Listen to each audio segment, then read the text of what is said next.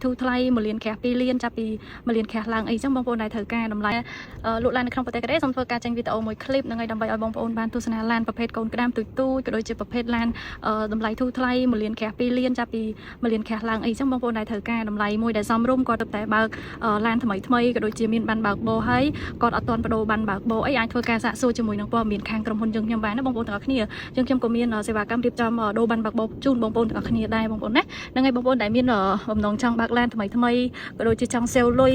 មិនឲ្យចំណាយលុយទៅលើតាក់ស៊ីច្រើនអីបងប្អូនអាចធ្វើការអូដឺជាមួយនឹងឡានប្រភេទនេះបានបងប្អូនណានេះប្រភេទ morning កូនក្តាមទូចទូចនេះយើងអាចជិះចិត្តសន្សំសំចៃប្រេងក៏ដូចជា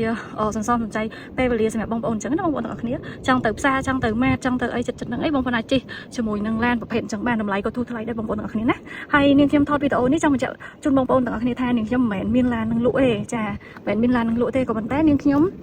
អាចជូនបងប្អូនមកមើលឡាននៅក្នុង showroom ក៏ដូចជាក្នុង office របស់កេរលក់បានអញ្ចឹងណាបងប្អូនទាំងអស់គ្នាបងប្អូនមើលឃើញស្រាប់ឯនោះថា